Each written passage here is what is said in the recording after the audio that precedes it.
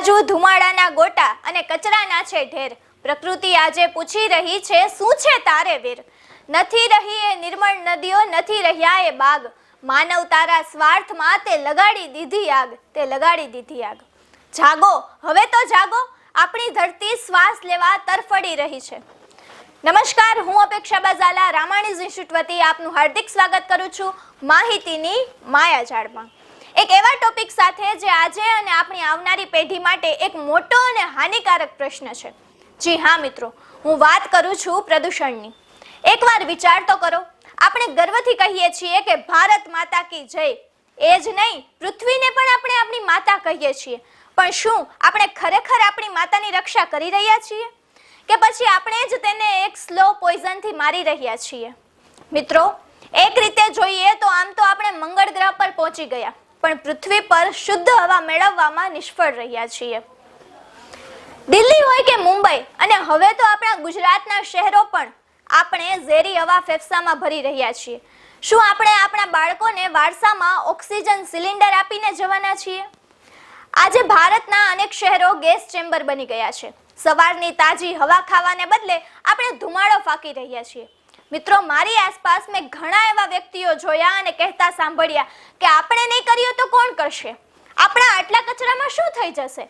એટલે જ આ ટોપિક લઈને આવી છું કે આ મુદ્દો ખરેખર ગંભીર છે અને એટલે જ આજ હું કડવી વાસ્તવિકતાનો અરીસો બતાવીશ. મિત્રો, આપણે જે હવા શ્વાસમાં લઈએ છીએ તે આપણને જીવન નથી આપતી, પણ ધીરે ધીરે મૃત્યુ તરફ ધકેલી રહી છે. તમને નથી લાગતું કે આપણો દોષ છે? માત્ર સરકારને દોષ આપવાથી કંઈ નહીં વળે. આ લડાઈ આપણી છે. જો આપણે આજે નહીં જાગીએ તો આવતીકાલે જાગવા માટે કદાચ પૃથ્વી પર જ નહીં બચીએ. આપણે વાર તહેવાર, પ્રસંગ હોય કે પાર્ટી પર લાખોના ફટાકડા ફોડીએ છીએ. દેખાદેખીના ચક્કરમાં વાહનો ઉપર વાહનો લઈએ છીએ, કારણ કે આજ વાહન એક જરૂરિયાત નહીં પણ શોખ છે. અને ખોટું નથી હોય, પણ શું એની સામે કોઈ છોડ વાવ્યો? ના.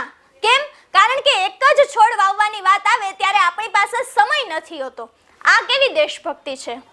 મેં કેટલાક પ્રશ્નો મને પોતાને જ પૂછ્યા અને તમે પણ પૂછજો અને પછી વિચાર કરજો તમારી અંદરથી જે જવાબ આવે એના પર.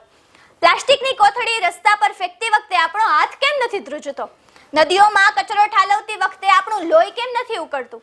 ગંગા હોય કે સાબરમતી, આપણે એ દેશમાં રહીએ છીએ જ્યાં નદીઓને પણ માં કહેવાય છે, પણ તેમાં ગટરના પાણી અને કેમિકલ છોડતા પહેલા અચકાતા કેમ નથી?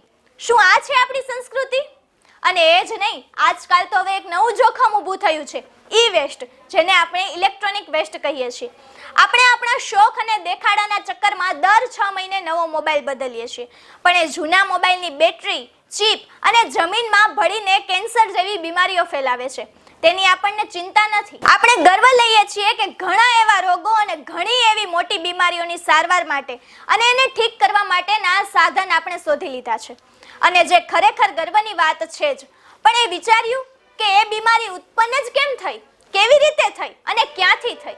દિલ્હી હોય કે અમદાવાદ, શહેરોની બહાર કચરાના ડુંગરો ઊભા થયા છે. શું ડુંગરો આપણી આધુનિક સભ્યતાના સ્મારકો છે? આજે પ્લાસ્ટિક આપણા લોહીમાં અને માતાના દૂધમાં મળી આવ્યું છે અને આ હું નહીં, રિસર્ચ બોલે છે. પણ દોષ આપણો જ છે. આપણે પ્રકૃતિમાં જે ફેંક્યું હતું તે હવે આપણા શરીરમાં પાછું આવી રહ્યું છે. આજે હું કેટલાક આંકડાઓ લાવી છું, એમાં નજર કરો, પછી વિચારો કે કેટલું યોગ્ય છે. એક રિપોર્ટ મુજબ ભારતમાં દર વર્ષે 20 લાખથી વધુ લોકો માત્ર વાયુ પ્રદૂષણને કારણે જીવ ગુમાવે છે. આ કોઈ કુદરતી મૃત્યુ નથી, આ એક પ્રકારની સામૂહિક હત્યા છે જે આપણે પોતે કરી રહ્યા છીએ. વિશ્વના સૌથી પ્રદૂષિત 30 શહેરોમાંથી 20 શહેરો ભારતના છે. શું આ વિકાસ છે? તાજું જન્મેલું નિર્દોષ બાળક પહેલા જ દિવસે એટલો ધુમાડો શ્વાસમાં લે છે કે જે દિવસની 20 સિગરેટ પીવા બરાબર છે. વિચાર તો કરો કે આપણે આપણા માસૂમ બાળકોને ક્યાં નર્કમાં ધકેલી રહ્યા છીએ. તમે જોયું હશે કે હવે ઉનાળો અસહ્ય બની ગયો છે. તાપમાન 50 ડિગ્રીને આંબી રહ્યું છે, પહાડો પર બરફ પીગળી રહ્યો છે અને દરિયાની સપાટી વધી રહી છે. જો આ જ રીતે ગતિ રહી તો આપણા દરિયાકાંઠાના શહેરો નકશામાંથી ગાયબ થઈ જાય તો આશ્ચર્યની વાત જરાય નથી. આજે શિયાળામાં વરસાદ પડે છે અને ઉનાળામાં પૂર આવે છે. ચોમાસામાં વરસાદ માટે તરસવું પડે છે. આ કોઈ કુદરતી કરિશ્મા નથી, આ આપણી પ્રકૃતિ સાથેની છેડછાડનો બદલો છે. ગ્લોબલ વોર્મિંગના કારણે ઋતુચક્ર ખોરવાઈ રહ્યું છે અને તેનો માર ગરીબ ખેડૂત ભોગવી રહ્યો છે. આપણે ગર્વ લઈએ છીએ કે આપણી જીડીપી વધી રહી છે, પણ એ જીડીપીનો શું ફાયદો જો એ પૈસા આપણે હોસ્પિટલના બિલો ભરવામાં જ ખર્ચવાના હોય? પ્રદૂષણને કારણે આજે ઘરે ઘરે શ્વાસની બીમારીઓ, કિડનીની તકલીફ, ફેફસાના રોગો અને કેન્સર જેવા મોટા રોગો ઘર કરી ગયા છે. તો મિત્રો, હવે તો જાગો. હવે માત્ર પર્યાવરણ બચાવના સૂત્રો બોલવાનો સમય જતો રહ્યો છે. હવે એક્શન લેવાનો સમય છે. પ્લાસ્ટિક અને બીજા આવા ઘણા પદાર્થો કે જે પર્યાવરણ થકી આપણને નુકસાન પહોંચાડે છે, એનો ઉપયોગ ટાળો. સરકાર કાયદો બનાવશે, પણ એ કાયદાનું પાલન કોણ કરશે? કચરો રોડ પર ફેંકતી વખતે આપણી નાગરિક તરીકેની ફરજ ક્યાં જાય છે? મિત્રો, વૃક્ષારોપણ વધુ ને વધુ કરો. ગંદકી કરનારાઓને રોકો અને મારે શું કહીને છટકી જતા લોકોને તો ખાસ ચેતવો. યાદ રાખજો મિત્રો, પૃથ્વીને મનુષ્યની જરૂર નથી, પણ મનુષ્યને પૃથ્વીની જરૂર છે. જો આપણે આજે આ આક્રોશને એક્શનમાં નહીં બદલીએ તો ઇતિહાસ આપણને ક્યારેય માફ નહીં કરે. આપણે એ પેઢી તરીકે ઓળખાવું છે જેણે પૃથ્વીનો નાશ કર્યો, કે એ પેઢી તરીકે જેણે પૃથ્વીને નવું જીવન આપ્યું? આ નિર્ણય તમારા હાથમાં છે. જો આજે આપણી જીવનશૈલી નહીં બદલીએ તો યાદ રાખજો કે કુદરત પાસે કોઈ રીસેટ બટન નથી. આપણે જ આપણી ધરતીના રક્ષક બનવું પડશે. ઝેર પ્રસરે હવામાં ને પાણી થયા અશુદ્ધ, ચેતી જાતું માનવી આ કુદરત સાથેનું યુદ્ધ. હું આજે બધાને પડકાર ફેંકું છું. શું તમે આવનારી પેઢીને એવું ભારત આપવા માંગો છો જ્યાં પક્ષીઓના કલરવ નહીં પણ ફેક્ટરીઓના સાયરન સંભળાતા હોય, જ્યાં ચોખ્ખા પાણી માટે યુદ્ધો થતા હોય, જ્યાં ચોખ્ખા ઓક્સિજન માટે સિલિન્ડરની જરૂર હોય? નહીં ને? તો વિચારો અને હવે જાગો, ઊભા થાઓ, એક્શન લો અને બને તો આજે જ એક વૃક્ષ વાવો.